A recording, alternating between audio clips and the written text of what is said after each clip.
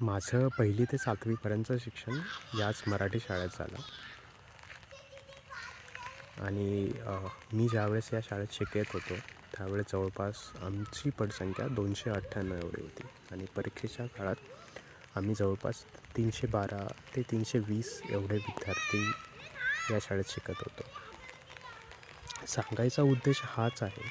मी काही दिवसापूर्वी शाळेच्या पटसंख्येची चौकशी केली तर सध्या शाळेमध्ये फक्त 54 ते 60 विद्यार्थी आहेत आणि शाळा 1ली ते 7वीचे 7 वर्ग भरतात.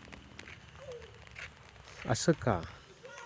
सगळ्यात सोपं उत्तर म्हणजे आपल्या महाराष्ट्रामध्ये किंवा देशामध्ये वाढलेले शिक्षण महर्षी. म्हणजे शाळा काढणं, प्रायव्हेट शाळा काढणं आणि त्या शाळेमध्ये थोडीशी जास्त फी देऊन, चांगल्या सुविधा देऊन शिक्षण पुरवणं. मग या शाळेनं काय वाईट केलं होतं? असा प्रश्न आपल्याला सरकारला विचारायला हवा ना. म्हणजे जिल्हा परिषदेची शाळा ही सरकारमान्य आहे आणि त्या शाळेमध्ये विद्यार्थी नाही आहेत. मग सरकार काय करतं आहे? आणि हा प्रश्न सामान्य नागरिकांनी आपल्या जिल्हाधिकाऱ्याला किंवा आपल्या आमदाराला विचारायला हवा. आपण चूप बसलो आहे. आपल्याला काही जमतच नाही.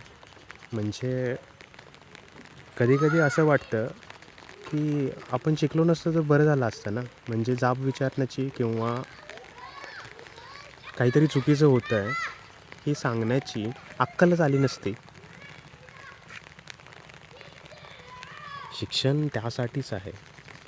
जरा कोणीतरी चुकत असेल तर जाब विचारायलाच हवा.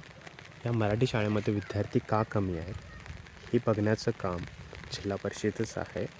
आणि जर प्रायव्हेट शाळा काढण्यासाठी तुम्ही परमिशन देता, सरकार परमिशन देतं, तिथं उच्च शिक्षण किंवा चांगलं शिक्षण भेटत असेल म्हणून विद्यार्थी जातात, तर मराठी शाळेमध्ये सुद्धा तसंच शिक्षण भेटायला हवं, मोफत भेटायला हवं आणि या शाळासुद्धा सुधारायला हव्यात. माझं स्पष्ट मत आहे. शाळा खोलाव्यात. शिक्षण महर्षींनी 10वी पास, 12वी पास, ग्रॅज्युएट असलेले शिक्षण महर्षी, शिक्षण सम्राट होतात.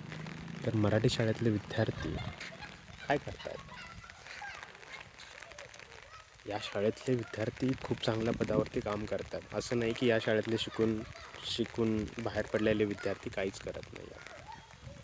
शिक्षणासाठी सरकारनं ठोस पावलं उचलायला हवी.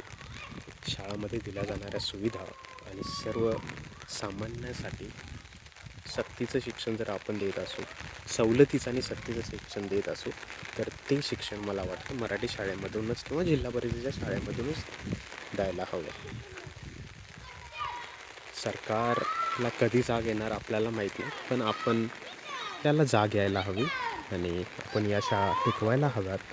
या शाळेमध्ये आपल्याला भेटणारं शिक्षण हे तितकंच त्याच लेवलचं आहे असं मला वाटतं जे आपल्याला हायस्कूल किंवा प्रायव्हेट शाळेमध्ये भेटतं.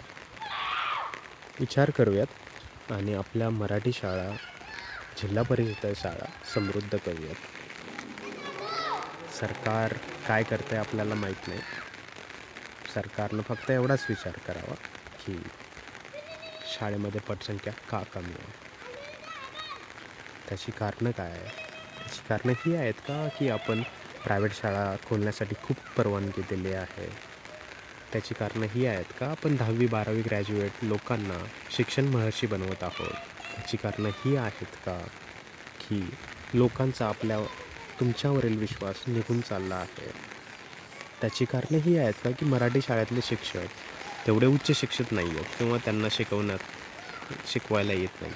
त्याची कारणं ही आहेत का की